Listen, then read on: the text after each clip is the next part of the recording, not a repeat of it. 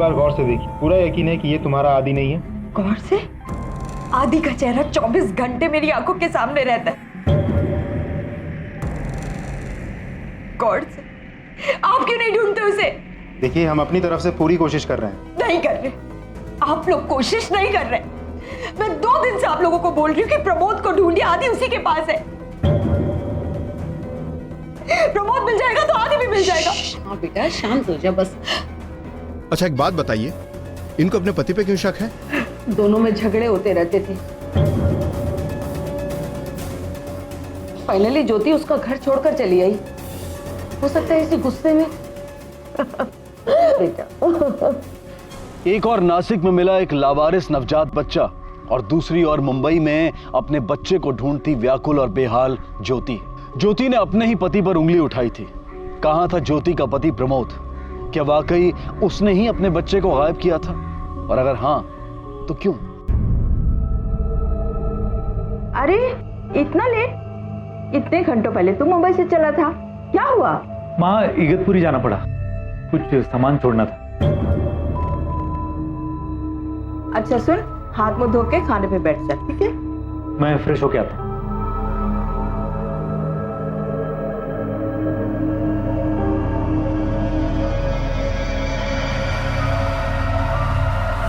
विजय शिर्के, क्या हुआ साहब? लेके चलो इसे। साहब क्या किया इसने? क्यों क्यों क्यों ले जा रहे हैं आप इसे? क्या हुआ साहब? मेरे को क्यों पकड़ रहे हो? तुझे नहीं मालूम क्यों पकड़ रहे हैं? बच्चा छोड़ के भागा ना तू? बच्चा?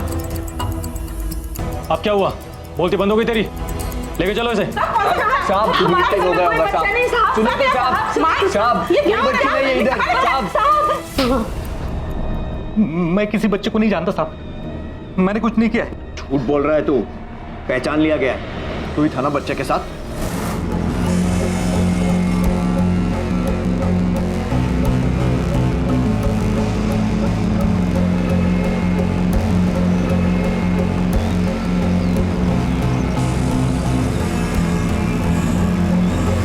उस आदमी की मदद से स्केच बन रहा है, तेरा स्केच, और ये तेरी गाड़ी का नंबर। अब तू जितना झूठ बोलेगा ना उतना ही पिटेगा। बोल। हाँ साहब, मैं नहीं छोड़ा था, लेकिन इसमें मेरी कोई गलती नहीं है साहब। शक मार के मैंने उस औरत को लिफ्ट।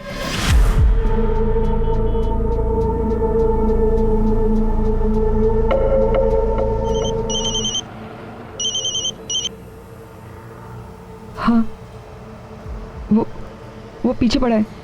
हाँ अभी भी मुझे बहुत डर लग रहा है। अम्मी तू तो जानती है ना उसे, कैसा है वो। मैंने अभी एक आदमी से लिफ्ट लिया है, मैं नासिक आ रही हूँ। 1 मिनट मैडम। 1 मिनट अम्मी, मैं फ़ोन करती हूँ। मैडम आप इधर ही उतर जाओ। देखो मेरे को कोई टेंशन नहीं चाहिए, कोई पीछा कर रहा है ना आपका। जाओ प्लीज, तुम्हारे चक्कर में मैं फंस जाऊंगा। नहीं ऐसा कुछ भी नहीं है। देखो बाबा, मैं सिंपल आदमी है, मेरे को कोई राड़ा नहीं चाहिए, आप प्लीज जाओ। मेरे को अजीब भी लग रहा था उन दोनों को उधर ही छोड़ते हुए, लेकिन मेरे को सच्ची कोई प्रॉब्लम नहीं चाहिए था। उसकी तरफ देखा भी नहीं मैंने। वो गई और फिर मैंने गाड़ी चालू करके आगे बढ़ाई। अब मैंने वापस गाड़ी घुमाई और उसको ढूंढा, लेकिन वो गायब हो गई थी। क्या पता किसका बच्चा था, किससे भाग रही थी। आप ही बताओ साहब, अगर कोई प्रॉब्लम नहीं थी तो बच्चे को मेरी गाड़ी में रख के वो भागी क्यों? पहले ही बच्चे को पुलिस के पास लेकर क्यों नहीं आया? 1 मिनट, तेरा ही बच्चा तो नहीं है जिससे पीछा छुड़ाने के लिए उसे छोड़कर भाग रहा था? देवा शपथ साहब, मेरा इस बच्चे से कोई लेना देना है नहीं, मैं सच बोल रहा हूँ। मती मारी गई थी मेरी जो उस औरत को लिफ्ट दी मैंने। पुलिस के पास सबसे बड़ा सवाल यह था कि वो बुर्का पहने महिला कौन थी जिसने विजय शिर्के की गाड़ी में बच्चे को छोड़ दिया था। क्या विजय सच बोल रहा था? और अगर वो झूठ बोल रहा था तो उसका इस केस से क्या कनेक्शन था? और इस सब के पीछे विजय का मकसद क्या था? सर आपको क्या लगता है, विजय सच बोल रहा है झूठ? जब तक ये पता नहीं चलता कि वो बच्चा किसका है, कुछ भी कहना मुश्किल है। सर ये भी पता लगाना होगा कि वो बुरखे वाली औरत कौन थी और उसने उस बच्चे को वहां छोड़ा क्यों, और उसके पीछे कौन था। रोहित, उस बच्चे की बॉडी पर ताबीज है, हो सकता है वो मुसलमान। सर कहीं वो उस बच्चे की माँ तो नहीं? पॉसिबिलिटी है। एक काम करो, सबसे पहले इस विजय की सारी डिटेल्स चेक करो। जिस जगह पर उस औरत और बच्चे को लिफ्ट दी गई थी आसपास छानबीन करो। आसपास के सारे पुलिस स्टेशन में मिसिंग रिपोर्ट चेक करो, खासकर मुसलमान बच्चों की। सर अगर वाकई में किसी ने अपने बच्चे को जानबूझकर छोड़ा हो तो वो रिपोर्ट नहीं लिखवाएंगे? फिर भी ट्राई करो, शायद कुछ निकल आए। और हाँ, उस स्पॉट से कुछ किलोमीटर पहले एक टोल नाका है, वहाँ का सीसीटीवी फुटेज भी चेक करो। सर ऐसा भी तो हो सकता है कि विजय और उस औरत के बीच में कोई कनेक्शन हो। ये भी पॉसिबिलिटी हो सकती है, लेकिन जिस तरह उस औरत ने अपनी पहचान छुपा कर रखी, विजय भी वैसा कर सकता था। वो अपने को एक्सपोज करने का रिस्क क्यों लेगा? ठीक है सर, मैं जांच शुरू करवा देता हूँ। इस केस की शुरुआत इस गवाही से हुई थी कि विजय की गाड़ी में किसी बुर्का पहनी महिला ने बच्चा छोड़ दिया था, लेकिन इस केस के किसी भी सस्पेक्ट का मोबाइल लोकेशन उस हादसे से मैच नहीं कर रहा था। विजय के अनुसार उसने सिर्फ अपना फर्ज समझकर उस औरत और बच्चे की मदद की थी। क्या वाकई विजय गलत समय पर गलत जगह पर पाया गया एक शरीफ आदमी था, या फिर इस पूरे खेल को रचने वाला शातिर अपराधी?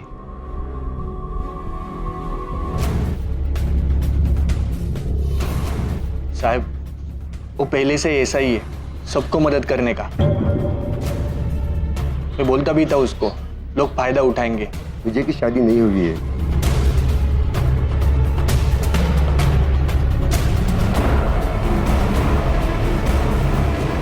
तुमने यहाँ किसी छोटे बच्चे को देखा था क्या? ध्यान से गौर करके बताओ कि किसी छोटे बच्चे को देखा हो। नहीं सर। अच्छा, यहाँ पे कोई आसपास कोई मुस्लिम फैमिली रहती हो? नहीं साहब, हमको उसे पता नहीं है। हमारे इधर तो कोई नहीं, लेकिन बाजू में एक लॉज है, उधर एक मियाँ बीवी और बच्चा आए थे। सर ये विजय तो वाकई में शरीफ लगता है। मैंने घर वालों और पड़ोसियों से पूछताछ की, लेकिन किसी ने कोई बच्चा देखा ही नहीं। और आसपास की चौकी में कोई रिपोर्ट लापता बच्चे की? सर आसपास की किसी भी चौकी में ऐसी कोई रिपोर्ट नहीं जो इस बच्चे से मैच करे। लेकिन सर जब हम इगतपुरी के एक मोहल्ले में पूछताछ कर रहे थे, तब पता चला कि एक लॉज है, उधर एक मियाँ बीवी और बच्चा आए थे, लेकिन अब उनके पास बच्चा नहीं दिखाई देता। क्या साहब, बार बार एक ही सवाल पूछ पूछ के परेशान कर रहे हो? बोला ना हमारा कोई बच्चा नहीं है, और ना ही कभी था। सच बोल रहे हो तो इतना परेशान क्यों हो रहे हो? क्योंकि आप लोग हमें खाली पीली परेशान कर रहे हो। वो क्या है ना, जब कोई झूठ बोलता है ना, तब सूंघ ले। और इस समय तेरे झूठ बोलने की बहुत तेज गंध आ रही है। इस बारे में ये भी पता चल जाएगा। और रही बात ये कंफर्म करने की कि ये बच्चा तुम्हारा है या नहीं, तो ये डीएनए टेस्ट से पता चल जाएगा। हाँ साहब, करवा लो जो टेस्ट करवाना है। चलो चलो। कुछ तो गड़बड़ है, डीएनए टेस्ट की रिपोर्ट आने तक नजर रखना। Yes sir. सर अगर ये बच्चा इनका नहीं निकला तो?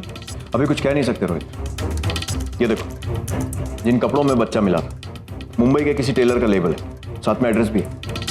हो सकता है कि उस बुर्के वाली औरत ने मुंबई से टैक्सी ली। इसका मतलब उसके माँ बाप मुंबई में हो सकते हैं? एग्जैक्टली। जितनी जल्दी हो सके इस टेलर से मिलो, मुंबई पुलिस से मेरी बात करवाओ और उनसे हेल्प लो। Okay sir.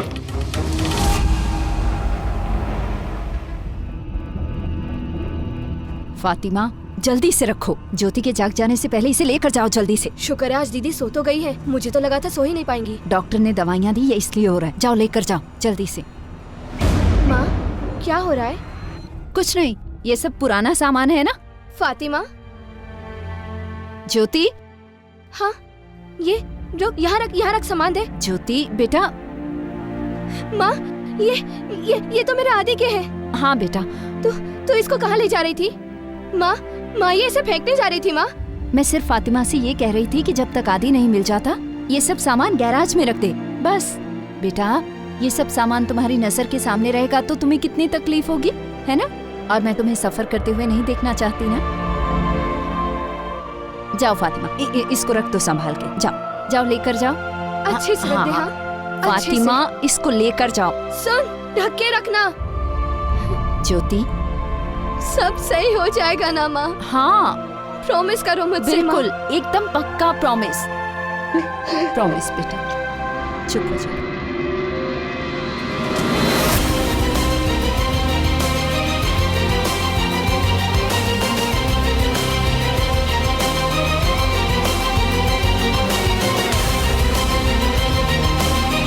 सुनिए।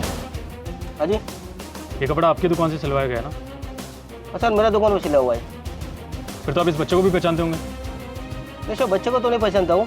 हमारे यहाँ पे जितना कस्टमर आता है सब अरस परस का ही है। सर टेलर से ज़्यादा कुछ पता नहीं चला है, लेकिन उसका कहना है कि उसके सारे कस्टमर दुकान के आसपास के ही हैं। ठीक है, वहाँ के और आसपास के सभी पुलिस स्टेशन में गुमशुदगी की रिपोर्ट चेक करो। यस सर, मैं ऑलरेडी लिस्ट बना चुका हूँ, वही प्लान कर रहा हूँ। ठीक है, मैं आज ही नासिक से मुंबई आता हूँ। Okay sir. एक केस है गुमशुदगी का, प्रायोरिटी पर है। माँ का कहना है कि बच्चे के बाप ही उसे उठाकर लेके गया। हम उसके पति को ढूंढने की कोशिश कर रहे हैं, लेकिन कोई अता पता नहीं है। क्या नाम है इस माँ का? ज्योति जिंदाल। आपके केस के बारे में पता चला? वहाँ नासिक में हमें एक खोया हुआ बच्चा मिला था। हम उसे यहाँ के एक एनजीओ में लेकर आए। देख लीजिए, शायद वही आपका खोया हुआ बेटा हो। वो यहाँ आ गया है। भगवान करे ये सच हो।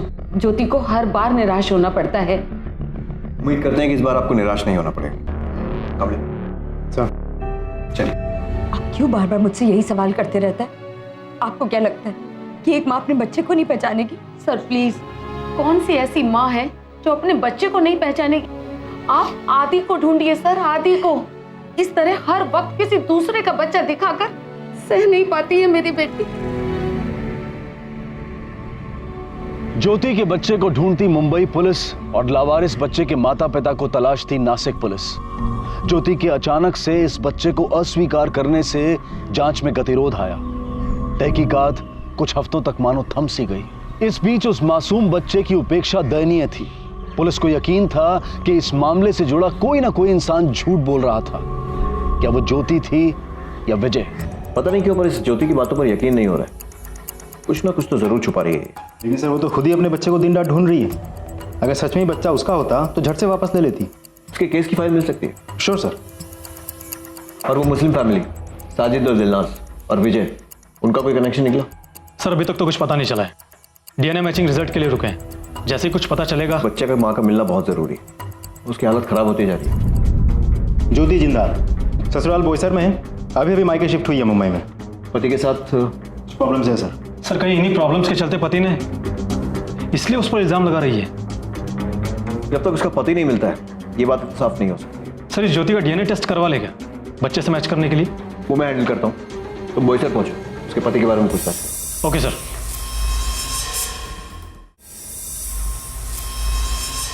हम एक दूसरे से बहुत प्यार करते थे, इसीलिए शादी की थी।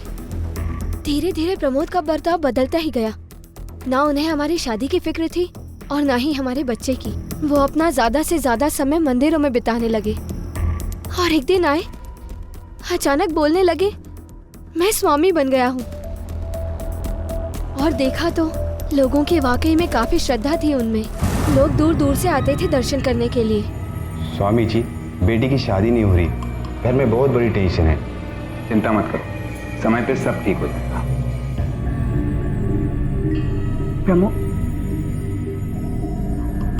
हाँ स्वामी जी, घर चले, बहुत लेट हो गया है। तुम चलो, मैं जरा काफी भक्त आया हुआ सबकी प्रॉब्लम मैं सुन के आता हूँ।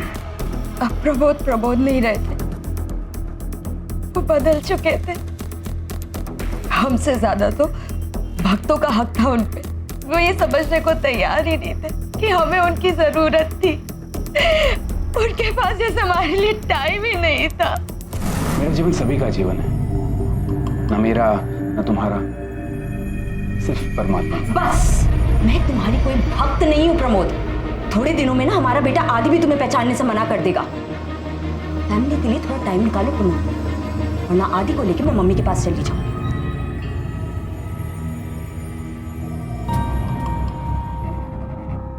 प्रमोद, प्रमोद, प्रमोद!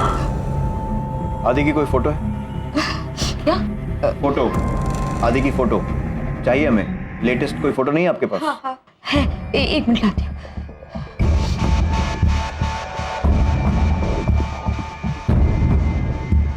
अच्छा, इस बच्चे को देखा है स्वामी जी के साथ? ये उन्हीं का बच्चा है ना? पता नहीं साहब। हाँ सर, आदि। पक्का? हाँ सर, क्योंकि मैंने इसे देखा है। फिर भी अगर आपको कंफर्म करना है तो आप मंदिर में जाइए, क्योंकि थोड़े दिन पहले मंदिर में पूजा हुई थी। वहाँ पे इस बच्चे का फोटो आपके सबके साथ मिलेगा। 6 महीने पुरानी है फोटो। वो हमारे पास कोई मोबाइल नहीं था ना फोटो खींचने के लिए, क्योंकि प्रमोद को ये सब पसंद नहीं था। उन्हें लगता था कि ये सब मुंह माया है।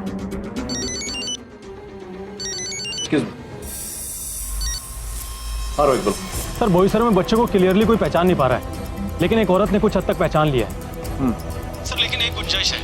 मंदिर में एक पूजा में कुछ फोटो खींचे गए थे, मैं उन्हीं को लेने जा रहा हूँ। शायद उनमें वो बच्चा भी हो। गुड, देखते हैं। ठीक है सर। आपका डीएनए सैंपल चाहिए बच्चे के साथ मैच करने के लिए। DNA sample? ये आप क्या बोल रहे हैं? हाँ माँ, ये क्या बोल रहे हैं? डीएनए सैंपल लेंगे मेरा? अब आप लोग मुझे बताएंगे कि मैं अपने बच्चे को पहचान सकती हूँ, नहीं पहचान सकती? नहीं माँ, नहीं माँ। जब मैं आपको एक बार कह रही हूँ कि वो मेरा बच्चा नहीं है, तो आप क्यों उसे मुझ पर थोप रहे हैं? आप प्लीज मेरा बच्चा ढूंढ कर दीजिए। क्या इस केस के ऑब्वियस सस्पेक्ट आदि की मां ज्योति या ज्योति का पति थे? क्या वाकई में इस क्राइम से उनका कोई लेना देना था, या फिर इस सब के पीछे कोई और ही था जो अब तक पुलिस की नजरों से बचा हुआ था? जिस तरह वो डीएनए सैंपल देने तक से मना कर रही थी।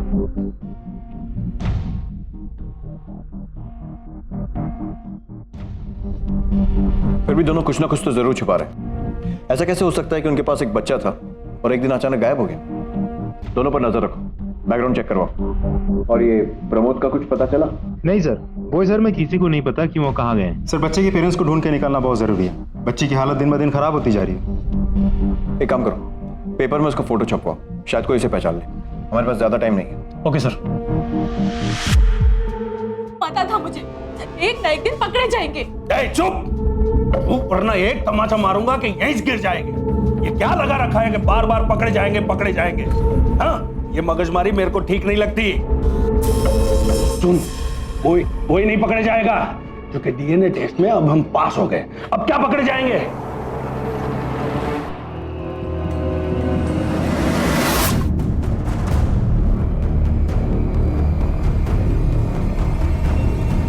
सर, अभी ज्योति वर्मा के घर से बाहर एक औरत निकली है, बुरके में। सिर्फ लड़की को स्पॉट किया है। ज्योति वर्मा के घर से निकली है बुरके में। उसे कस्टडी में लो और क्वेश्चनिंग के यहाँ लेकर आओ। सर, कहीं वही औरत तो नहीं है जो विजय से मिली थी?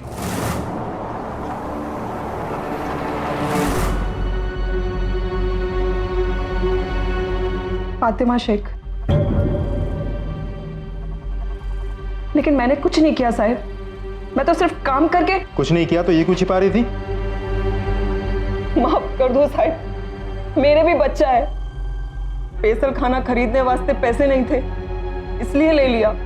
वैसे भी आदि बाबा तो अब आने वाला नहीं, हम मेम साहब इसे कचरे में फेंक देती, इसलिए मैंने सोचा कि मैं ही ले लूं। तुम्हें पक्का पता है कि आदि अब आने नहीं वाला है? हाँ, कैसे? वो उसका बाप उसको लेकर गया है ना, अब नहीं आएगा। वो छोड़ेगा नहीं उसको। ठीक है, जाओ जाओ जाओ।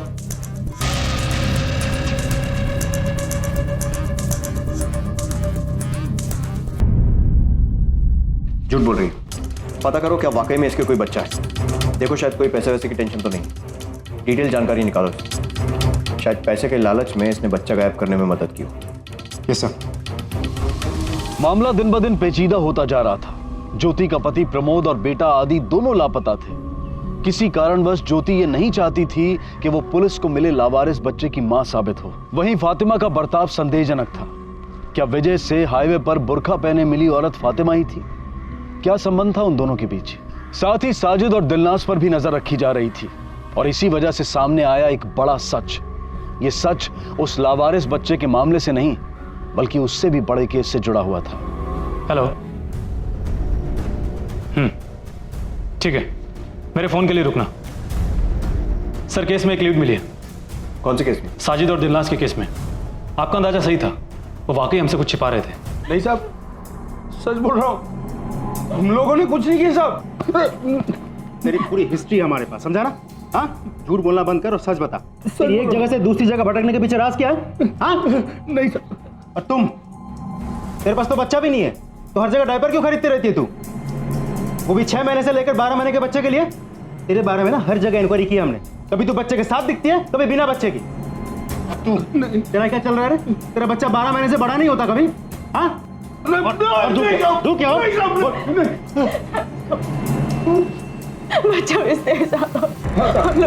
उठाते नहीं है साहब। नहीं साहब, हम बच्चा अगवा नहीं करते साहब। हम तो उन लोगों से बच्चे लेते हैं जिनको बच्चों से छुटकारा चाहिए होता है, और उनको देते हैं जिनको चाहिए होता है साहब। हम तो लोगों की मदद ही करते हैं साहब। मदद? जुर्म करके मदद की बात करते हो तुम दोनों? अब मैं तुम लोगों की ऐसी मदद करूंगा ना, जिंदगी भर जेल में सड़ोगे। सर, दोनों ने आखिर कबूल कर ही लिया। Good job. कहां से बच्चे उठाए और किस किस को बेचे, सारी इंफॉर्मेशन उगलवाओ दोनों से। बच्चे खरीदने वाले और बेचने वाले दोनों अपराधी हैं। बहुत बड़ा रैकेट है, पर हमारे सामने अभी भी दो अनसुलझे सवाल है। एक तो उस लावारिस बच्चे की पहचान और दूसरे ज्योति के बेटे आदित्य की खोज। सर मुझे नहीं लगता दोनों केस आपस में जुड़े हैं। विजय और फातिमा के बीच भी कोई कनेक्शन नजर नहीं आ रहा। हमने विजय से पूछताछ की है लेकिन उसने फातिमा की आवाज़ ही नहीं पहचाना। तो सर मोस्टली बुरखे में जो औरत थी वो फातिमा नहीं थी। मुझे अभी भी पता नहीं क्यों लग रहा है कि ये बेटा ज्योति का ही है।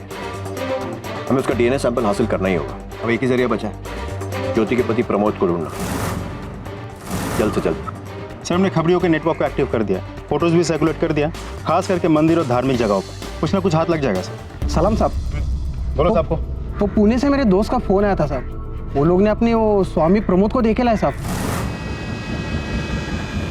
प्रवचन के वास्ते आया था साहब। प्रवचन कहाँ था? ठहरा कहाँ है? वो तो कल सुबह ही चला गया साहब। अभी तक तो घर पे पहुंच गया होगा। लेकिन सर अगर वो पहुंचेगा तो हमारे कांस्टेबल्स हमें फोन करेंगे। उसके घर के आसपास कांस्टेबल्स तैनात हैं। कहीं वो ज्योति के घर तो नहीं गए? सर ऐसा भी तो हो सकता है कि उसको शक हो गया कि ज्योति ने उस पर इल्जाम लगाया है, या शायद वो खुद किसी मुसीबत में। एक काम करो, अपने कांस्टेबल से कहो कि प्रमोद के घर के सामने से हिले नहीं। कवली, अपने दोस्तों को फोन लगा। जी सर। पता कर कि पूना से निकल के वो कहाँ कहाँ गया है। जी सर। प्रमोद के मूवमेंट को ट्रेस करके देखते। माँ आई एम सॉरी माँ। माँ प्लीज प्लीज मुझसे बात करो। आप खुद बताओ मैं ऐसे बिना कुछ कहे घर में कैसे बैठ सकती हूँ। प्रमोद से बात करना मुझे जरूरी लगा था। मुझे माफ कर दो माँ प्लीज। I am sorry. हाथ छोड़ो मेरा। माँ प्लीज। सॉरी, दरवाजा खुला हुआ था। नहीं नहीं, ऐसी कोई बात नहीं है सर। वो बस मैं थोड़ी डिस्टर्ब थी कि ज्योति फिर से वही गलती कर रही है, प्रमोद के पीछे वैसर तक जाने की। पंडित जी मैं आपसे भीख मांगती हूँ, मुझे बता दीजिए प्रमोद का है। बेटा मुझे सच में नहीं पता। तो क्या उसने आपसे कांटेक्ट करने की कोशिश की है? कांटेक्ट? उसे ज्योति की क्या पड़ी है? वैसे हमें उसके बारे में खबर लगी।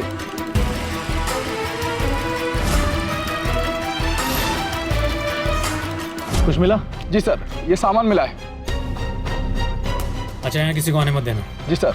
नहीं तो प्राइम सीन कंटामिनेट हो जाएगा। जी सर। और कुछ मिला? हाँ सर, साथ में फोन भी मिला है।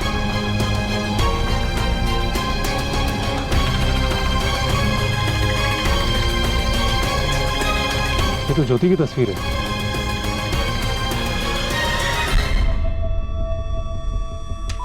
तो प्रमोद, हाँ ये सब प्रमोद का ही है। लेकिन प्रमोद मर नहीं सकता। नहीं, वो नहीं मर सकता, क्योंकि अगर प्रमोद मर गया तो मेरे बच्चे का क्या होगा? हाँ, मेरे आदि का क्या होगा? माँ आप काफी शांत हैं। जी हाँ सर, क्योंकि मैं जानती हूँ ये सब नाटक है। प्रमोद ड्रामा करने में एक्सपर्ट है सर। आपको अजीब नहीं लगता कि सारी की सारी बॉडी जल गई है, पहचान में भी नहीं आ रही है, और ये घड़ी, ये अंगूठी, ये सब आपको पड़े मिले? आप कहना क्या चाहती हैं? पक्का वो एकदम ड्रामा रच रहा है। वो हमारे आदि को लेकर कहीं भाग गया है। अजीब बात तो ये है कि आपकी बेटी अभी भी डीएनए सैंपल देने से इनकार कर रही है, शायद इस डर से कि कहीं ये पहचान ना हो जाए कि ये बच्चा इन्हीं का है। क्यों बार बार वही सवाल करते रहते हैं? क्यों मेरे पीछे पड़े हैं? आप लोगों को क्या लगता है कि मैं अपने बच्चे को नहीं पहचानूंगी? क्यों बार बार मुझ पर शक करते हैं? मिटा दो। अगर तुम चाहो तो 1 सेकंड में शक दूर कर सकती हो। डीएनए सैंपल दे दो। स्टॉप इट, ये जबरदस्ती है। Relax, sit down. आज के लिए इतना गुस्सा काफी है। अभी आप जा सकती हैं, लेकिन ये जांच जारी रहेगी और जरूरत पड़ी तो आपको फिर से थाने भी आना पड़ेगा।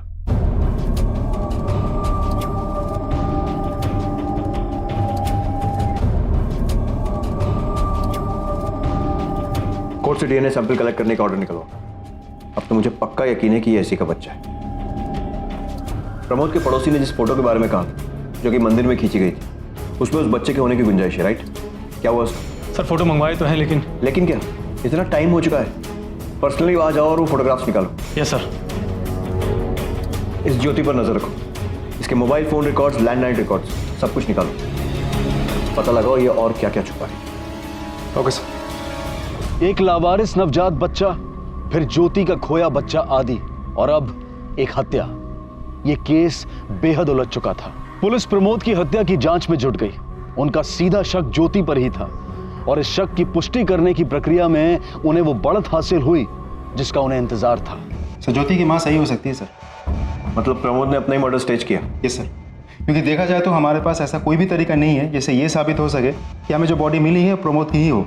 लेकिन कॉल रिकॉर्ड के हिसाब से जब प्रमोद का मर्डर हुआ था ज्योति भी वही थी बोईसर में। ज्योति फिर से वही गलती कर रही है, प्रमोद के पीछे बोईसर तक जाने की। हो सकता है मर्डर करने के बाद उसने हमें गुमराह करने के लिए जानबूझकर ये पति को ढूंढने का नाटक किया। सर फोटोज आ गए हैं। गुड।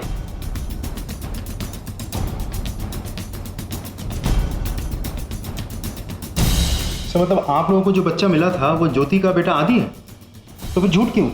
अब और झूठ नहीं बोल पाई, अभी और इसी वक्त लेकर आओ उसे। Okay sir. नहीं बा, मैं ये नहीं कर सकती बा, प्लीज समझो, ये मुझसे नहीं होगा, प्लीज अंडरस्टैंड, नहीं होगा मुझसे। लेकिन बेटा तुम वहां गई क्यों? खामा खा फंस गई ना, अब वो लोग तुम्हें मडहन में कैसे घसीटेंगे देखना। लेकिन बा, तुम जानती थी ये, ऐसा नहीं नहीं किया था एक्सपेक्ट। मुझे तुमसे उम्मीद थी कि तुम खुद हैंडल कर लोगी सब कुछ। मुझे दोष दो, सबकी सब मिलके सब मुझे दोष दो, किसी को नहीं। नहीं बेटा, और किससे कहूं? पुलिस? माँ ये ले चलिए दोनों को, चलिए। नहीं माँ नहीं। एक मिनट इंस्पेक्टर, हम ऐसे कहीं नहीं जाएंगे जब तक हमें ये पता ना हो हमने किया क्या है। कानून हम भी जानते। अपने बच्चे से छुटकारा पाने के लिए अपनी मर्जी से उसे छोड़ दिया बेसहारा, अपराध है ये, और तुमने इनका साथ दिया। जेल चलेंगे आप दोनों अभी। कानून सीखने का बहुत शौक है ना, जेल में बैठ के कानून सीखना। चलिए ले चलिए, चलिए आप ठीक नहीं कर रहे हैं। चुप करो, मत करो ये ड्रामा। वो बच्चा, वो तुम्हारा आदि है ना? क्यों पहचानने से इनकार किया उसने? क्यों पीछे छुड़ाना चाहती थी उससे? बोलो। प्लीज मुझे मेरा आदि लौटा दीजिए। मैं खुद चाहती हूँ मैं उसके साथ खेलूं, उसको छूऊं, उसको प्यार करूं। प्यार करो? जब मौका था तब उससे मुंह फेर लिया, और अब ये सब ड्रामा। उसे बहुत समय तक छू नहीं पाओगे तुम। और अगर एक बार ये सबूत मिल गया ना कि प्रमोद का खून भी तुमने ही किया, फिर तो उसे कभी देख भी नहीं पाओ। अपनी बेटी से झूठ बुलवाई? मैंने वो ही किया जो जरूरी था, और कुछ नहीं। प्रमोद का मर्डर वो भी जरूरी था, अपनी ही बेटी के हाथों उसी के पति को मरवा दिया। मेरी बेटी ज्योति किसी का खून नहीं कर सकती। वो हम पता कर लेंगे, और अगर वो मर्डर साबित हुई ना, सिर्फ तेरी वजह से वो जिंदगी भर जेल में सड़ेगी। मैं सच कह रही हूँ इंस्पेक्टर, हमने किसी को नहीं मरवाया। मैं एक माँ हूँ, अपनी बेटी को इस हालत में नहीं देख पाती।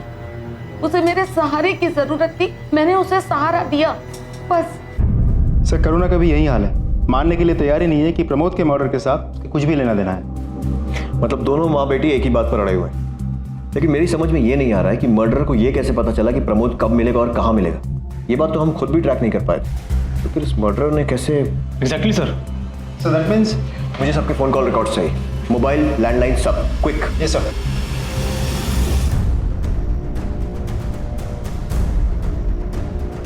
Sir call records.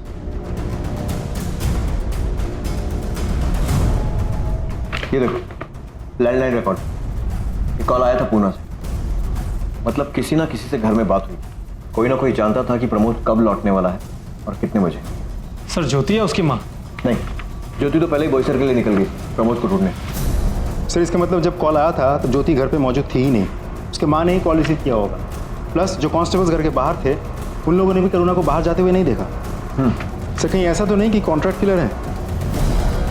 ये देखो ज्योति के कॉल रिकॉर्ड्स एकदम क्लियर है, लेकिन करुणा के रिकॉर्ड्स में इस नंबर पर बार बार बात हुई। इनफैक्ट मर्डर वाले दिन भी इस नंबर से कॉल आया और लैंडलाइन पर भी एक कॉल आया। पता करो किसका नंबर। सर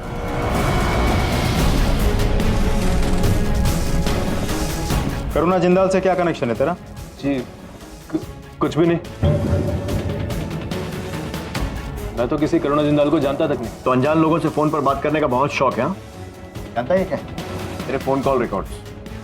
अब बोलेगा? ठीक है, हवालात में मार मार कर उगलवा लेंगे। लेके चलो, चल चल। जानता हूँ, पहले से जानता हूँ। वो आंटी जहाँ पहले रहते थे वो मेरे पड़ोस में ही थे।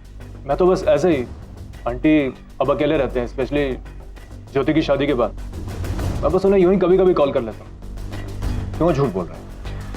तुझे भी बताया ना, ये फोन कॉल रिकॉर्ड है और इससे पता चलता है कि कौन कब कहाँ था। और ज्योति के लौट आने के बाद से तेरे कॉल्स कुछ ज्यादा ही हो गए थे। ये सब पर्सनल है सर, मुझे फिक्र होती है उनकी। हम पड़ोसी थे, आज भी दोस्त हैं। मुझे पता लगा उनका बच्चा खो गया, मैं तो बस इसीलिए कॉल कर रहा। आखिरी बार पूछ रहा हूँ, बोल सच क्या है? सर प्लीज सर, मुझे और कुछ पता होता तो मैं बता देता ना सर, लेकिन सच यही है सर। ठीक है, अभी तुझे छोड़कर जा रहे हैं, लेकिन तू शहर छोड़कर मत जा। जी सर। रोहित एक काम करो, करुणा और ज्योति से रिलेटेड इसकी जो भी डिटेल्स पता करवाओ, पूछताछ करो।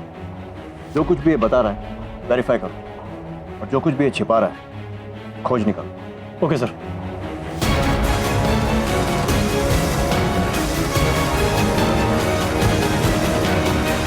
सर बेसिकली सुमित ज्योति से शादी करना चाहता था। इनफैक्ट 3 महीने पहले ही दोनों के रिश्तों की बात फिर से शुरू हुई। मुझे लगा ही था।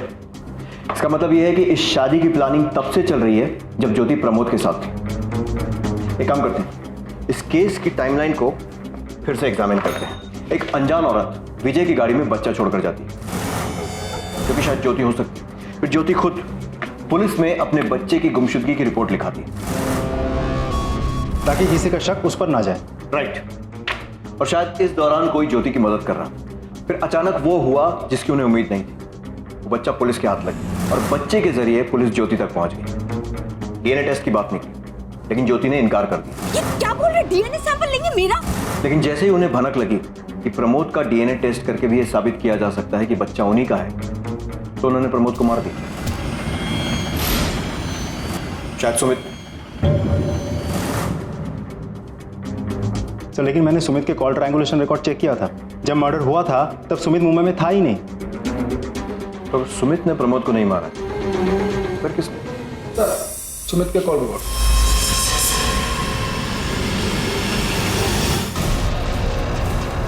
क्या हुआ सर? ये देखो, सुमित किसके कांटेक्ट में। पहले तो उसके कॉल रिकॉर्ड्स लेकर आओ और उसके बाद इसे घसीट कर। Yes sir. मेरे को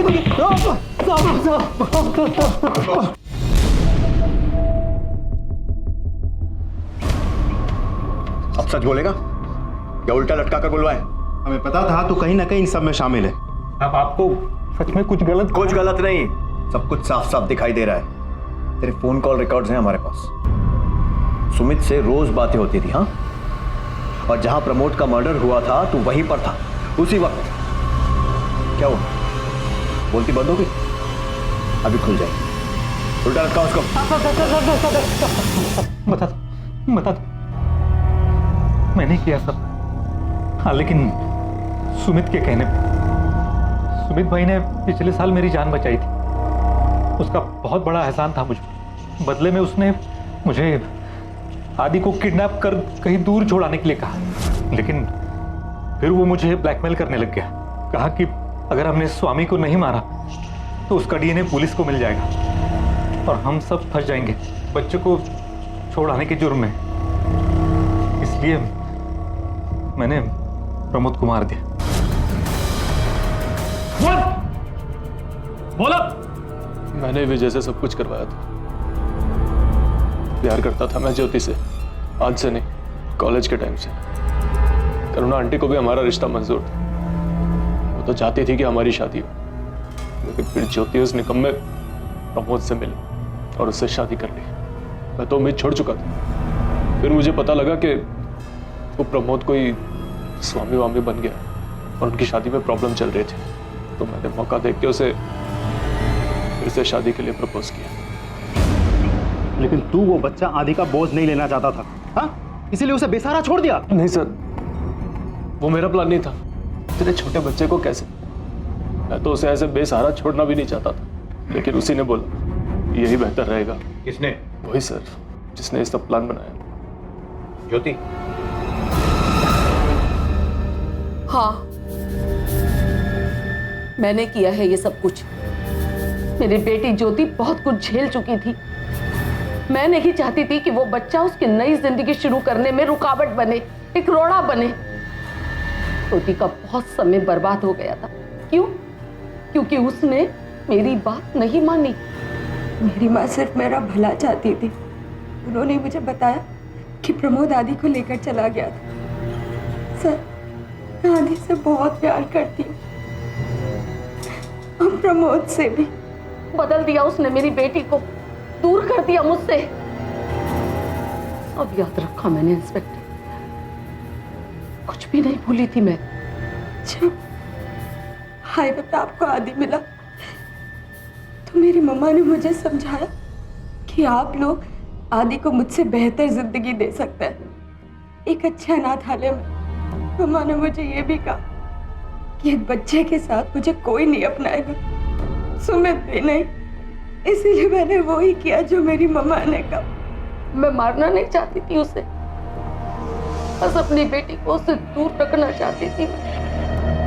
मेरी बेटी की जिंदगी में खुशियां आ जाएं, बस मैं इतना ही चाहती थी।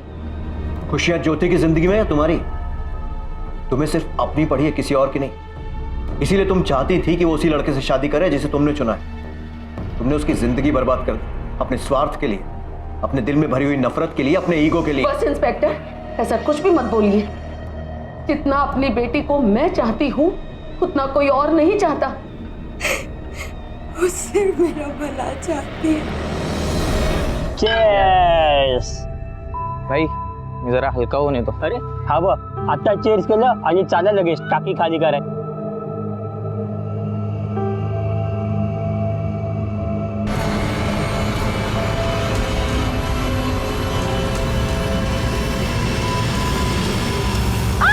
काय झालं ग?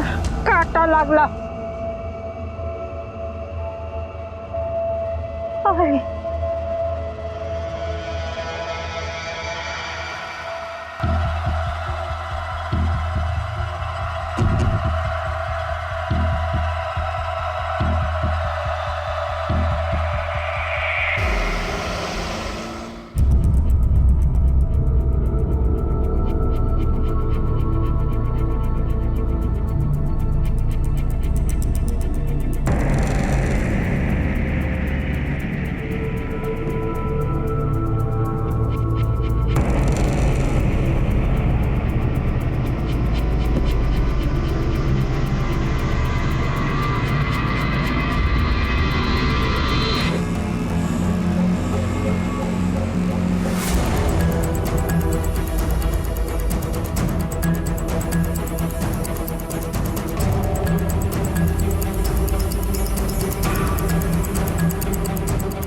सर ये देखिए, और एक अजन्मे बच्चे का गर्भ मिला है। टोटल कितने मिले? सर टोटल 11 हुए और कुछ बच्चों की तो सिर्फ हड्डियां मिली।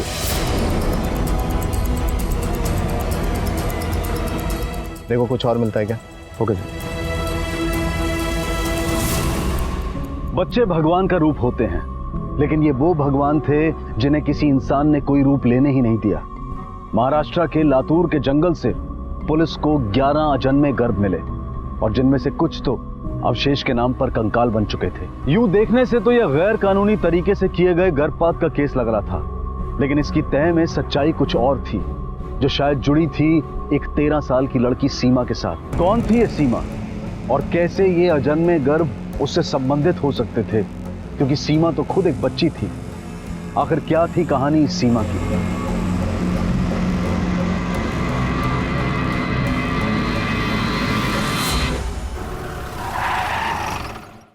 सर, लातूर के जंगल में फेंके गए 11 गर्भों के ये मेडिकल रिपोर्ट है। कुछ गर्भ लगभग 4-4.5 महीने के और कुछ गर्भ तो 2 साल पहले फेंके गए। मतलब ये इलीगल अबॉर्शन करके बच्चों को जंगल में फेंकने का सिलसिला आज से नहीं, काफी पहले से चल रहा है। भगवान, आसपास के जितने भी हॉस्पिटल्स हैं वहाँ जाके चेक करो, और सबसे पहले उन हॉस्पिटल्स को चेक करो जिनके ऊपर इलीगल अबॉर्शन करने के चार्जेस पहले से लग चुके हैं। Okay sir.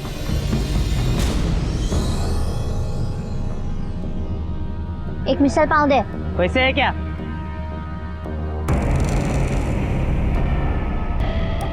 चल दे।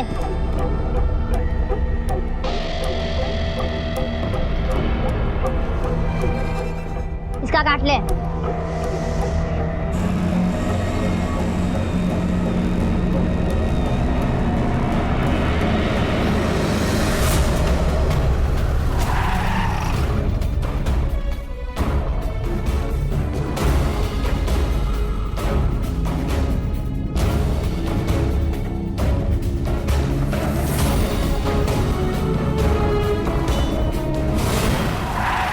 सर, हमने हर एक हॉस्पिटल में इंक्वायरी की लेकिन कुछ नहीं मिला और वहाँ हुए अबॉर्शन के डिटेल से ये गर्भ मैच नहीं करते।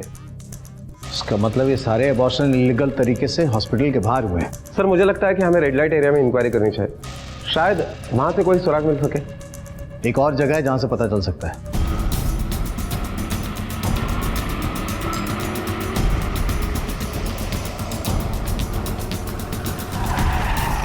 आपके जंगल में 11 अबॉर्टेड बच्चों के गर्भ मिले, फिर भी आपके किसी भी स्टाफ को कुछ भी नहीं मालूम। इंस्पेक्टर साहब, जंगल छोटा तो नहीं, लगातार इंटरवल के बाद चक्कर लगते रहते हैं।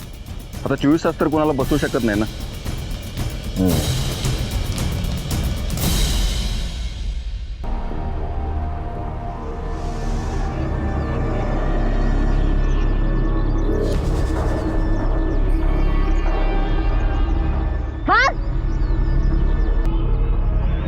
बाप ने तो सिर फोड़ देगी।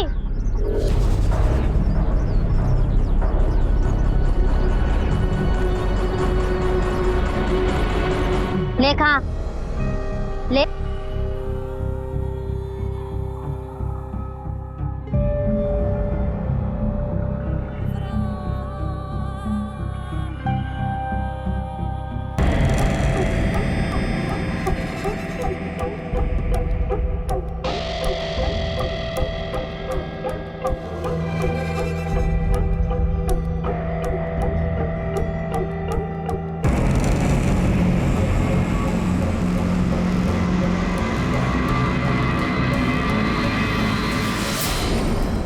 आप जंगल से शहद उतारने जाते हो ना? हाँ हाँ सर।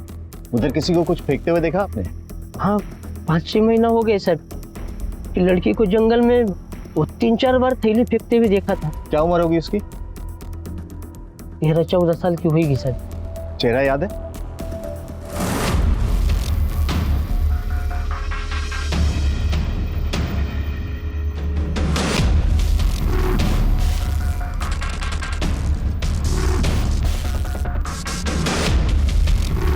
हाँ हाँ याद है।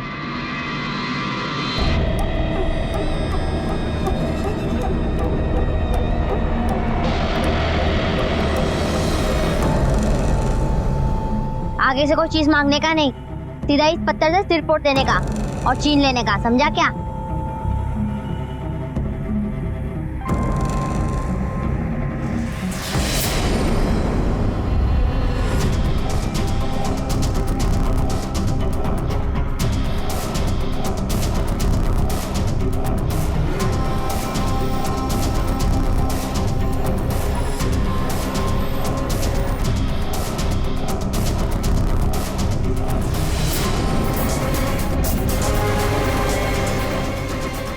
भगवान, इस स्केच को आसपास के पुलिस स्टेशन में भेज दो। Okay sir.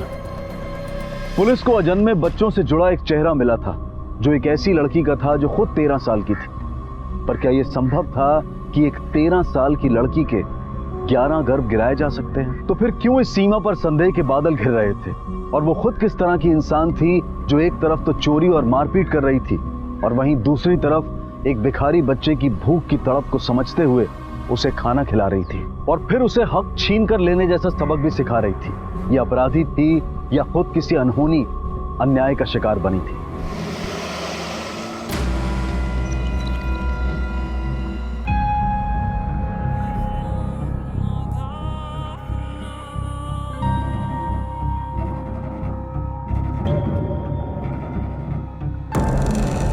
रिया, रिया चलो, कितना टाइम खेलोगे अभी? चलो चलो, बहुत टाइम हो गया। चलो, क्लासेस है ना तुम्हारे? आई क्लासेस में भी 1 घंटा और है, मैं आ जाऊंगी आराम से। जल्दी चलो। हाँ जाओ आप। मैं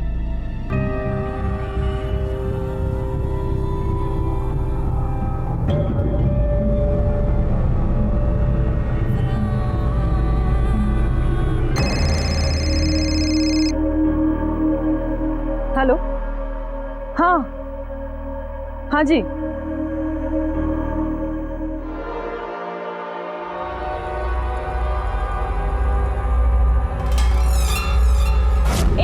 तेरी हिम्मत कैसे मुझे टच करने की? देख, मैं रोने धोने वाली लड़कियों में से नहीं हूँ। तेरा हाथ तोड़ के ना तेरे गले में टांग दूंगी, समझा? और रियली? चल तोड़, दिखा तेरी ताकत, तोड़। देख, तूने ना गलत लड़की से पंगा लिया, समझा ना? तेरे लिए प्रॉब्लम खड़ी हो जाएगी। बहुत सही लड़की से पंगा लिया है मैंने, समझी?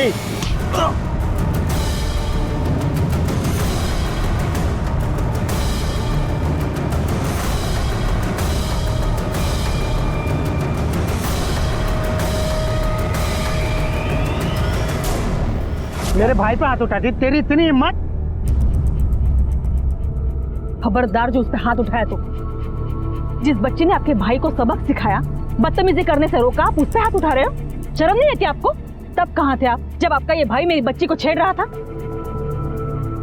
ले जाइए उसे, वरना 100 नंबर पे फोन करूंगी ना तो इसे भी पता चल जाएगा लड़की को छेड़ने का मतलब क्या होता है। ललिता, क्या हुआ? कहाँ चला दिया? कहीं नहीं, चलिए चलते हैं। अगर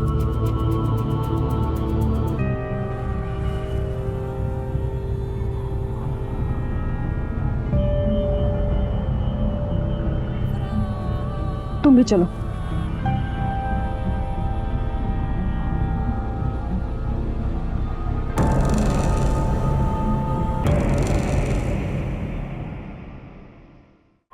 सर,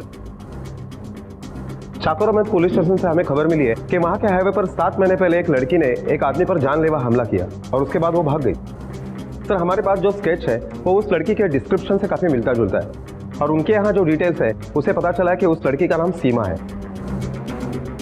अकबरे, जिस आदमी ने केस रजिस्टर किया ना उसे बुलाओ पूछताछ के लिए। ओके।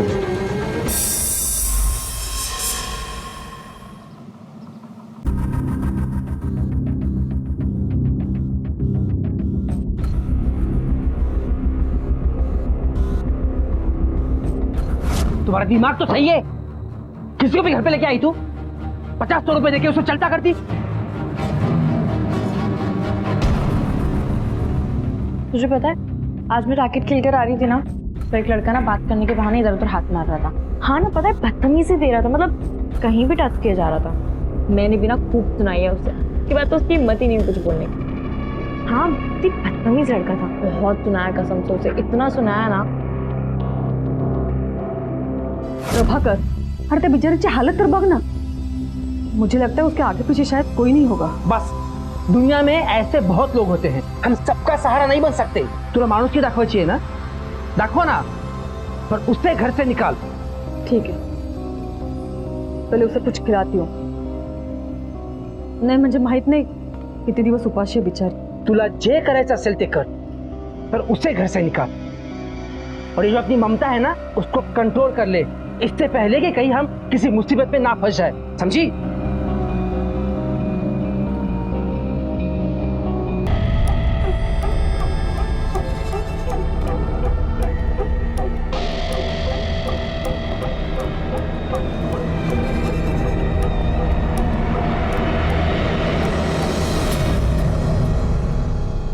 भूख लगी है?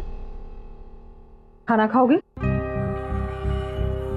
तुम जाके मुंह हाथ धो लो, मैं खाना लगाती हूँ।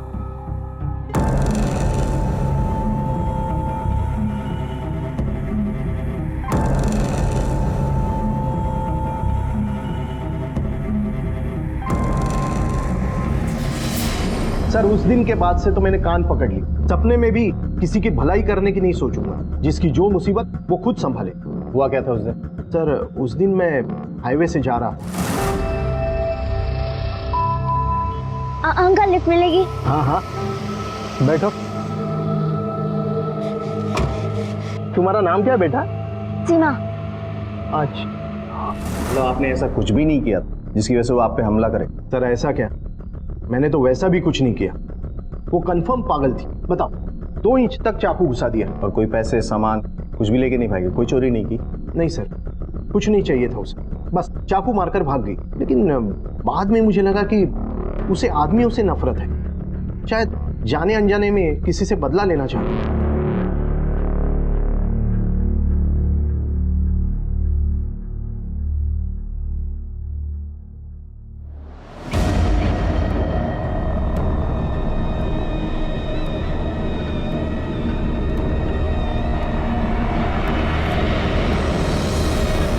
ललिता, टी अजुमी घर आता है।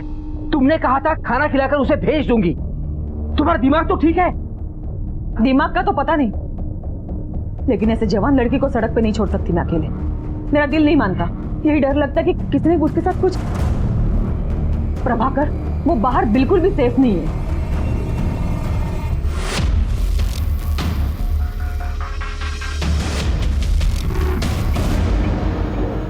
प्रभाकर, मैं उसे जाने के लिए नहीं कह सकती। उस बेचारी का बाहर कोई भी नहीं है। उससे अच्छा मैं घर के काम करवाऊंगी उससे। वैसे भी बाई की जरूरत तो हमें पड़ती ही है ना, और उस बेचारे की जिंदगी भी तो। काय झाले तुला। आज तक मैंने तुम्हें किसी गैर लड़की के लिए इतना इमोशनल होते हुए नहीं देखा है। ललिता, खरं सांग, तुम मुझसे कुछ छुपा रही हो। तुम उस लड़की को जानती हो। कौन है ये लड़की?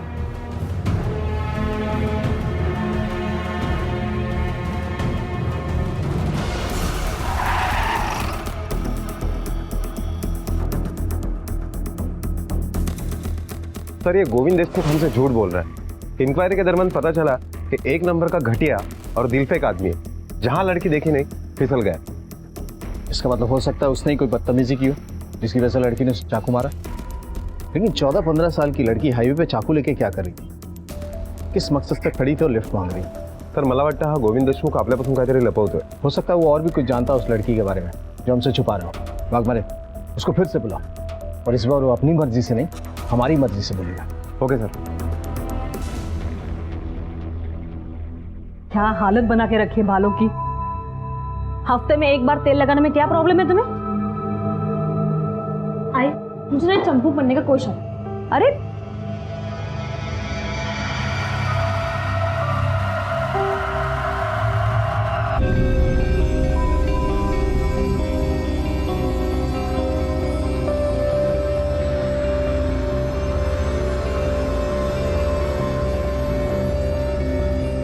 हो गया काम?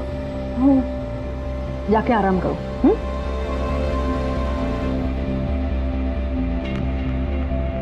क्या हुआ? कहीं पाहिजेगा?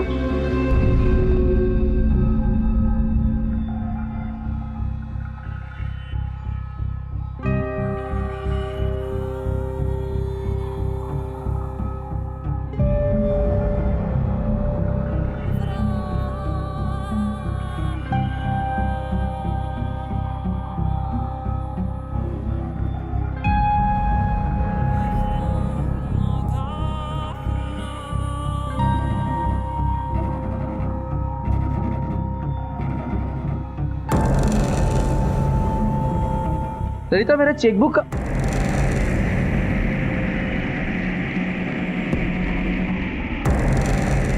तुमने डिसाइड कर लिया कि तुम उसे घर से नहीं निकालोगी। ठीक है, तुला जे करायचे ते कर, पर कम से कम उसके बारे में पुलिस को इन्फॉर्म कर दो। सर बताता हूँ, सच बताता हूँ सर। मैंने उस लड़की को लिफ्ट दी थी और मेरी नीयत थोड़ी फिसल गई। ये लड़की को। हेलो, हाँ, कहाँ? सर, चाकुरा में पुलिस स्टेशन से फोन आया था कि उन्होंने सीमा को आखिरी बार रामनगर के इलाके में देखा। उन्होंने वहां जाकर इंक्वायरी की, लेकिन कुछ खास पता नहीं चला। वाघमारे, तुम अपनी टीम लेके पर्सनली वहां जाओ, हो सकता कोई लीड मिले।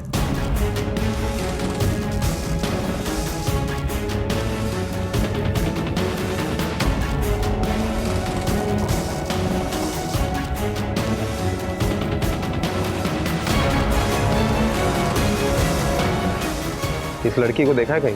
हाँ साहब, इस लड़की को 1-2 बार गुलमोहर सोसाइटी में देखा था।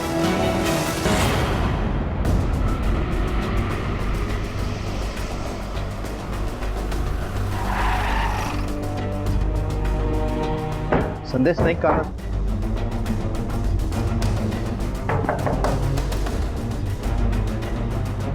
जी कहिए।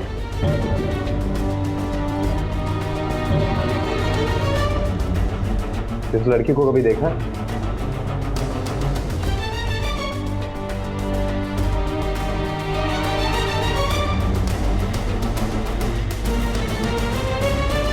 वो सर ही सीमा है, 4 महिन्यापूर्वी ही आमच्याकडे आली.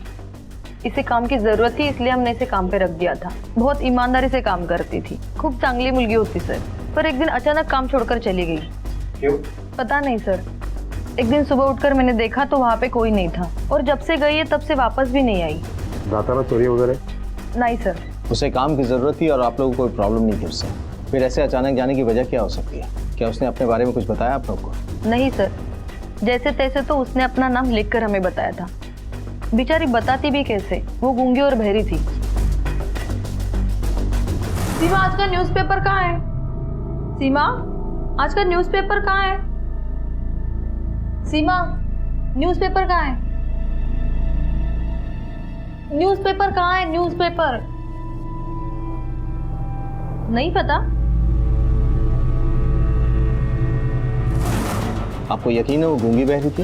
मेरा मतलब हो सकता है नाटक कर रही है. सर 4 महीने कोई कैसे नाटक कर सकता है? अगर वो नाटक करती तो एक ना एक दिन तो पकड़ी जाती. गोविंद के मुताबिक ये लड़की गूंगी बहरी नहीं थी. अच्छी खासी एक्टिव लड़की थी. फिर अश्विनी के यहाँ 4-5 महीने तक गूंगी बहरी बने रहने का क्या मतलब हो सकता है? सर जंगल में गर्द फेंकना, हाईवे पे लिफ्ट मांगना, अंकल लिफ्ट मिलेगी? ऐसे गूंगी बहरी बनने का नाटक करना. न्यूज़पेपर कहाँ है? न्यूज़पेपर. नहीं ऐसा तो नहीं कि ये लड़की किसी गैंग के लिए काम कर रही है. हो सकता है, पर फिर अश्विनी के घर आने का भी तो कोई मकसद होना चाहिए. बिना कुछ किए वो नहीं जाती. ये भी तो हो सकता है कि गोविंद हमें एक तरफा कहानी सुना रहा हो और फिर 11 गर्भ और उस लड़की का कोई संबंध नहीं समझ में आ रहा है. इन सारे सवालों का जवाब मिले बिना हम किसी भी नतीजे पे नहीं पहुंच सकते. लड़की जो अपना नाम सीमा बता रही थी, अब पुलिस को उसकी अलग अलग केस में तलाश थी. ये लड़की अब सबके लिए पहेली बनती जा रही थी. आखिर ये है कौन, कहां से आई है और चाहती क्या है? अपराधी है या पीड़ित है? अकेले क्राइम करती है या किसी गैंग में शामिल है? या फिर कोई और इसके हाथों से क्राइम करवा रहा है? सैकड़ों सवाल थे, लेकिन सबसे बड़ा सवाल था उस परिवार की सुरक्षा का जिनके साथ इस वक्त वो रह रही थी. क्या उनके साथ भी कोई दुर्घटना होने वाली थी? आई देखो ना, कब से पुलिस स्टेशन फोन ट्राई कर रही हूँ, लग ही नहीं रहा है. Police station? पुलिस स्टेशन लगा चला फोन करते? एक्चुअली आई वो पापा ने कहा था जो सीमा है ना उसके बारे में थोड़ी इंफॉर्मेशन बताने के. कोई ज़रूरत नहीं है. मतलब तुम्हें फ़ोन करने की कोई ज़रूरत नहीं है, मैं कर दूंगी ना. वैसे भी पुलिस वाले बच्चों की बात को इतना सीरियसली नहीं लेंगे ना, तो मैं ही करती हूँ फ़ोन. हाँ तुम जाओ अपना स्टडीज़ कंप्लीट करो, जाओ. हाथ कैसे लगाया मेरे बच्चे को? पता था नहीं लगाने का? हाँ क्यों लगाया हाथ? अखबार अश्विनी के पड़ोसी से पूछताछ करो कि औरत किस तरह की है. और ये भी हो सकता है कि इसने झूठ बोला हो कि घर के काम के लिए रखा है, लेकिन वजह कुछ और हो. ठीक है सर.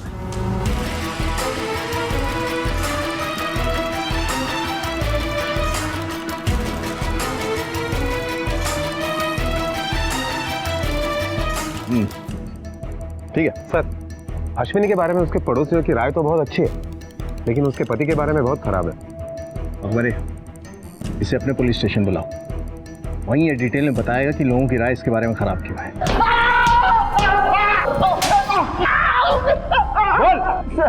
मैंने सीमा को चोरी करते वक्त पकड़ लिया था, इसलिए वो डर कर भाग गई थी. तो तूने पुलिस कंप्लेंट क्यों नहीं की उसकी? मैंने चोरी करते वक्त पकड़ लिया था, कुछ सामान गायब नहीं हुआ था इसलिए. इसकी चोरी पकड़ी जाती इसलिए नहीं, बल्कि तुम्हारी चोरी पकड़ी जाती इसलिए. सच बोल. पिछले 3 साल में 7 काम वाली तेरे यहाँ काम करने के लिए आई, लेकिन एक भी नहीं टिकी. हमने सबसे बात की और सबने एक ही वजह बताई वहां से जाने की. तू सच बोल, क्या वजह है वो?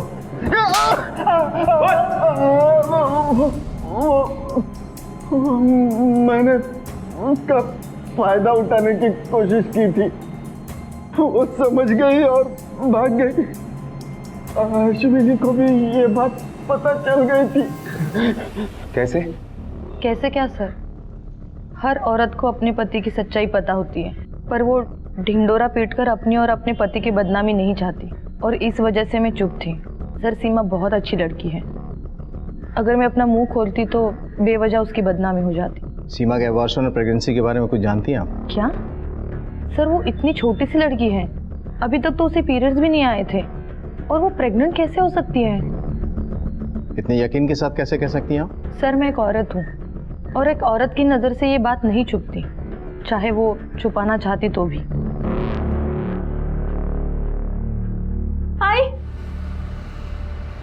आई जल्दी चल। अगं आई चलो, काय झालं? आई चल। अगं हो आई चलो।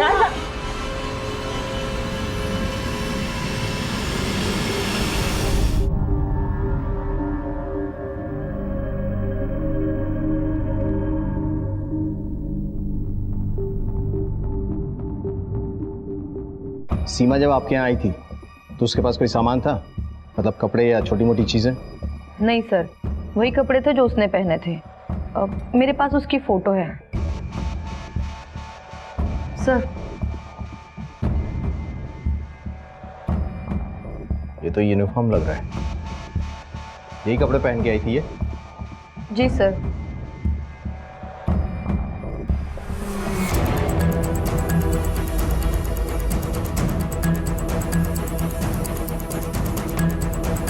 इसको जरा जूम करो। नीटको। सीमा के ये कपड़े कहीं के यूनिफॉर्म लग रहे हैं। जरा नेट पे चेक करो, किसी कपड़े का ब्रांड है या कंपनी का? सर, ये दवाई बनाने वाली कंपनी की यूनिफॉर्म है। अकबर है, हमें इस कंपनी में जाना पड़ेगा क्योंकि इस लड़की का पकड़ा जाना बहुत ज़रूरी है, इससे पहले कि ये कोई और क्राइम करे। हमें ये नहीं पता कि ये विक्टिम है या क्रिमिनल।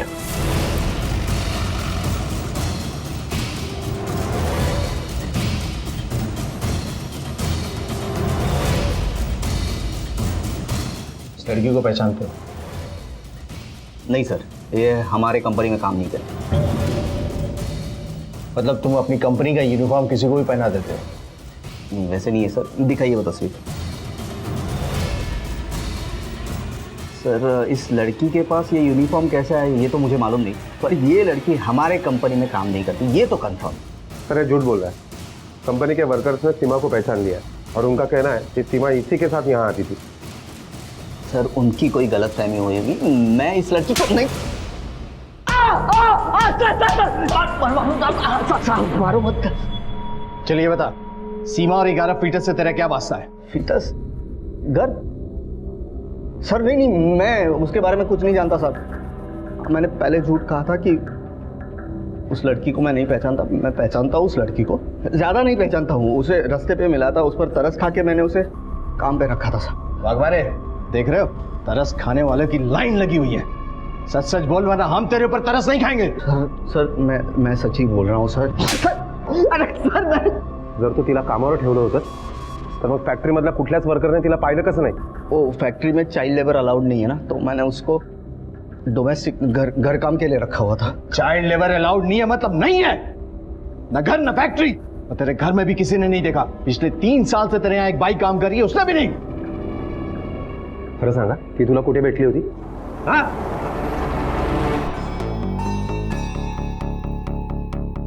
सर, मैंने उसे क्लाइंट को खुश करने के लिए खरीदा था और वो पहले ही क्लाइंट का सर फोड़ के भाग गई। किससे खरीदा था? उसके बाप से। चल उसका एड्रेस और फोन नंबर दे। सर, एड्रेस नहीं है, फोन नंबर है। तू नंबर दे, एड्रेस हम खुद ढूंढ लेंगे।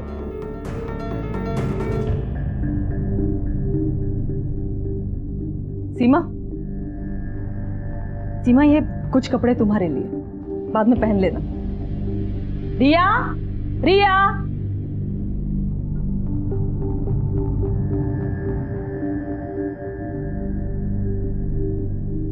रिया, रिया बेटा, ये तुम्हारे लिए।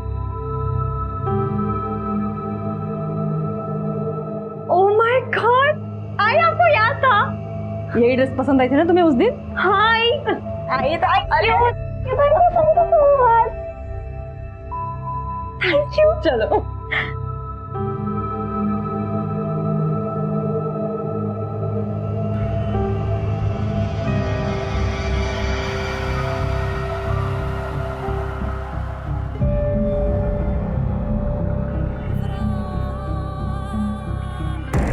सीमा शायद आज तक प्यार और अपनेपन के लिए तरसती रही। इतनी छोटी सी उम्र में शायद जिंदगी ने उसे बहुत कुछ दिखा दिया था, पर उसकी जिंदगी का बुरा तजुर्बा उसके बचपन और उसकी प्यार की जरूरत का गला नहीं घोट पाया। वो आज ललिता में मां तलाश रही थी। चाहत इस कदर थी कि वो रिया से बराबरी और दुश्मनी करने को तैयार, आखिर कहां जाकर रुकेंगी इस अबोध बच्ची की मासूम चाहतें? और प्यार के अभाव में सीमा के मानसिक रोगी बनने पर उसका उपचार करवाने वाला कोई होगा, यह अपराध किसी को अपनी चपेट में लेने वाला था?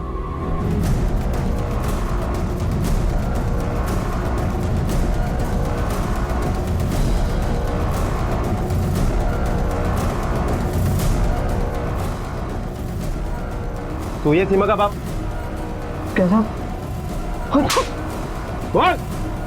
हाँ हाँ साहब, क्या हुआ? क्या?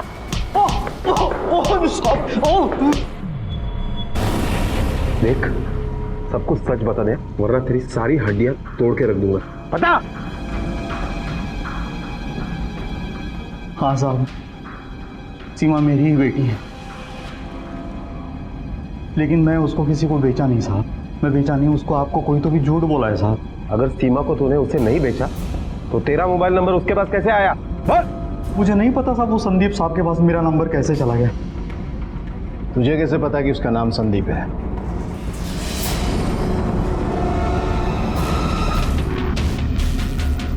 मुझे माफ कर दो साहब, मुझे माफ कर दो। मैं ही भेजा था उसको, लेकिन उसके बाद वो कहाँ चली गई मुझे कुछ नहीं पता, क्योंकि वो घर वापस नहीं गई।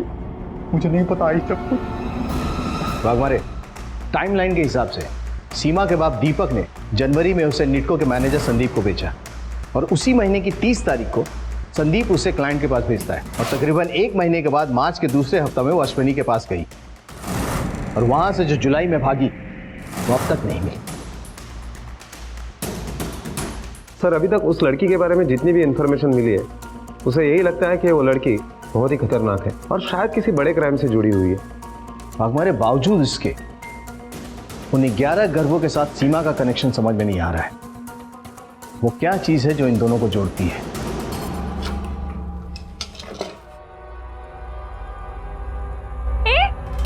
मेरी ड्रेस को हाथ कैसे लगाया? चल उतार से, अभी के अभी उतार से। मैंने कहा मेरी ड्रेस है, हाथ मत लगाना, सर फोड़ दूंगी। तेरी ड्रेस मेरा सर फोड़ेगी? तू मेरे सर फोड़ेगी? तेरी तो छोड़, जान से मार दूंगी। मेरी ड्रेस, मेरी ड्रेस छोड़। क्या कर रहे हो? तुम छोड़ो। क्या हुआ? क्या हुआ? तुम मेरी ड्रेस पे बैठा मुझे मार भी रही है। अरे प्रभाकर, क्या कर रही है? क्या कर रहे हो मतलब? लहान मुलगी आहे ती, असं मारतात का तिला? बच्चा ही है। तुला मैं आधी सांगितलं होतं, इसको घर से निकाल दे। मैं बर्दाश्त नहीं कर सकता। आज इसे इस पर हाथ उठाकर हमारे पर मारेगी। इसको अभी का भी निकाल, रास्ते में फेंक के मुझे फर्क नहीं पड़ता।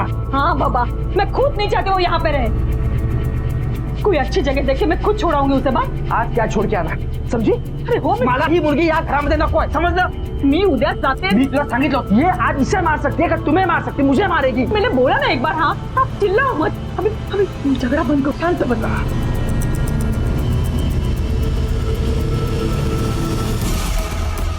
सर, अगर हम पोस्टमार्टम रिपोर्ट और टाइमलाइन को साथ में देखें तो जंगल में मिले हुए 11 गर्भ उस वक्त के हैं जिस वक्त दीपक ने संदीप को उसे बेचा भी नहीं था, और दीपक के घर से वो जंगल करीबन 10 किलोमीटर है। वाघमारे, कहीं ये गैर कानूनी अबॉर्शन का धंधा दीपक तो नहीं कर रहा है, और अपनी बेटी सीमा का इस्तेमाल उन्हें ठिकाने लगाने में करता हूं?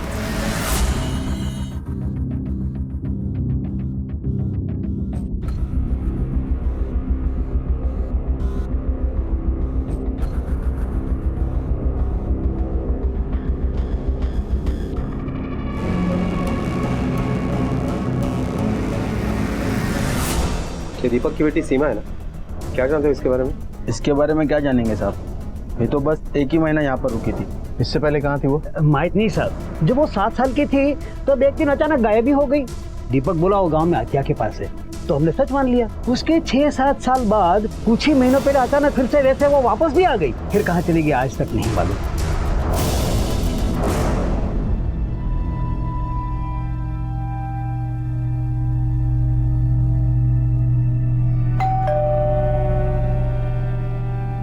रुको, मैं देखती हूँ, जरा इसको देखना।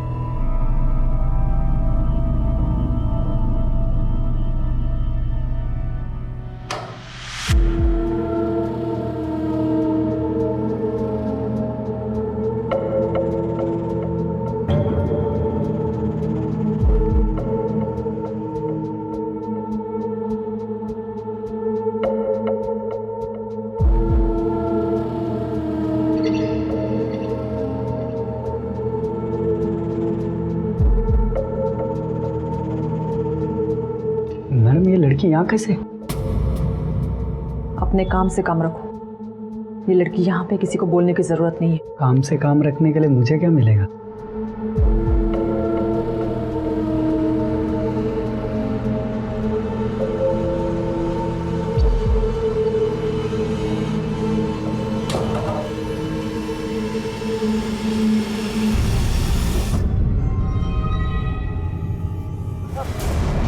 ये लड़की 6 साल पहले आपके अनाथ आश्रम में थी। नहीं सर। इसका बाप यहाँ लॉकअप में बंद है। झूठ बोलने का कोई फायदा नहीं। सर अगर आपको यकीन नहीं है तो आप आश्रम के रिकॉर्ड चेक कर सकते हैं। सर आश्रम में इस लड़की को किसी ने भी नहीं पहचाना।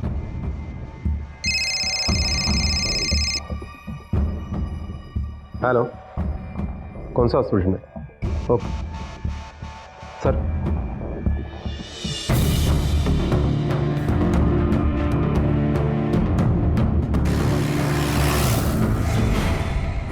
शतानंद शिर्के? हाँ सर। जब तुम्हें यहाँ लाया गया हमारी जेब से ये आइडेंटिटी कार्ड मिला। इसे पहचानते हो? यही थी वो जिसने मेरी बीवी का खून किया है साहब। साहब ये लड़की अजीब है, कुछ भी कर सकती है वो। मेरी बीवी ने तरस खाकर उसे सहारा दिया था, मेरी बीवी का खून कर दिया और मेरी छोटी बेटी को उठा कर ले गए साहब। साहब मैं हाथ जोड़ता हूँ, मेरे बेटी को बचा लो साहब, प्लीज साहब। मुझे इसी बात का डर था कि फिर से कोई क्राइम न करते। सर ये भी हो सकता है कि खून हस्बैंड ने किया होगा और इल्जाम सीमा के ऊपर डाल दिया होगा। हो सकता है। फिलहाल सबसे ज्यादा जरूरी है सीमा उस बच्ची के बारे में पता करना। भगवान एक काम करो, उसकी तस्वीर पूरे एरिया में सर्कुलेट करवा दो। अगर उसी ने ये किया तो बहुत ज्यादा दूर नहीं गई होगी, कहीं ना कहीं से उसकी खबर मिलेगी हमें। Okay sir.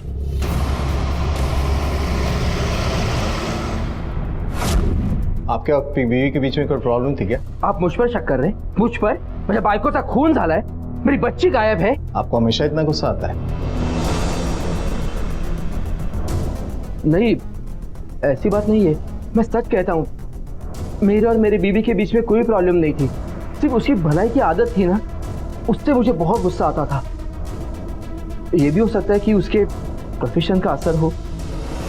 प्रोफेशन का असर मतलब? डॉक्टर थी मेरी बीवी, नवजीवन हॉस्पिटल में मैटरनिटी वार्ड संभालती। अपनी बीवी से कभी आधार और इसका नाम सुना था आपने? जी हाँ।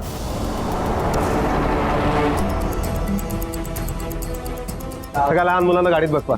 पाटील मॅडम उन लड़कियों को भी ले लो, चला।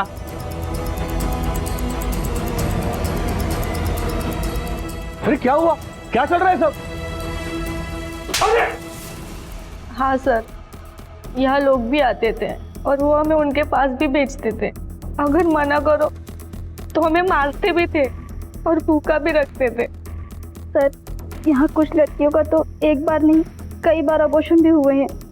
पाटिल मैडम इन लड़कियों के मेडिकल टेस्ट करवाओ।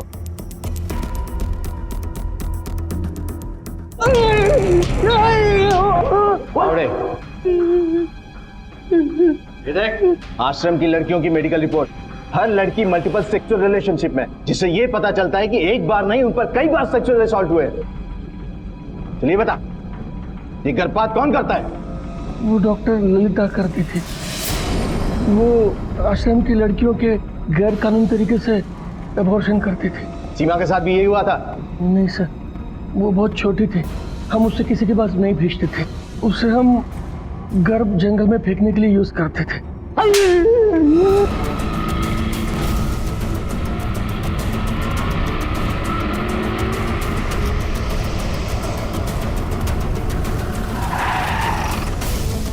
पाटिल मैडम पकडा तिला। हे रुक।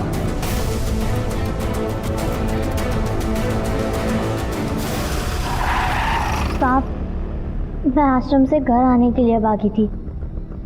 घर आई तो सोचा बाबा मुझे देखकर खुश होंगे। मैं वहां से भी भाग गई। हाईवे पर उस आदमी से बस स्टैंड तक लिफ्ट मांगी। तुम्हारा नाम क्या है बेटा? सीमा। गूंगी बहरी बनकर अश्विनी टैकी कर बाइक का काम किया, पर वहाँ भी उसका मालिक जबरदस्ती करने लगा। मैं वहाँ से भी भाग गई। ललिता टैकी वहाँ आई, वहाँ काम करके खुशी मिलती थी। अपने घर जैसा काम करती थी उधर। मालकिन में अपनी माँ दिखती थी, लेकिन जब मैंने उनको सदा के साथ देखा तब मुझे याद आया कि वो कौन है। ले देख, नाटक मत करा, जल्दी जा। मैंने उसे मारा, मुझे इसका जरा भी दुख नहीं है। ललिता की बेटी को कहाँ रखा है तुमने? नहीं बताऊंगी, कभी नहीं बताऊंगी, क्योंकि वो जहां भी है सुरक्षित है। इस केस को 3 महीने हो चुके। सीमा की दिमागी हालत ठीक ना होने की वजह से उसका इलाज चल रहा है। वो अड़िग है अपनी उस चुप्पी पर कि उसने ललिता की बेटी को कहां रखा है। अब शायद उसका पता तभी चल पाएगा जब सीमा सामान्य हो जाएगी। पैसों के लिए किसी की जान, किसी का बचपन न छीने, क्योंकि कई बार पीड़ित को अपराधी बनते देर नहीं लगती। इसी विचार के साथ अब मैं अनूप सोनी आपसे विदा लेता हूं। फिर मुलाकात होगी अगले एपिसोड में एक और चौंका देने वाले केस के साथ। तब तक अपना और अपने परिवार का ख्याल रखें और देखते रहें क्राइम पेट्रोल डायल 100। 1:15 को सीख हम सबको। जय। क्राइम पेट्रोल्स के और भी दिलचस्प कहानी देखने के लिए हमारे चैनल को सब्सक्राइब करें और बेल आइकॉन दबाना न भूलें।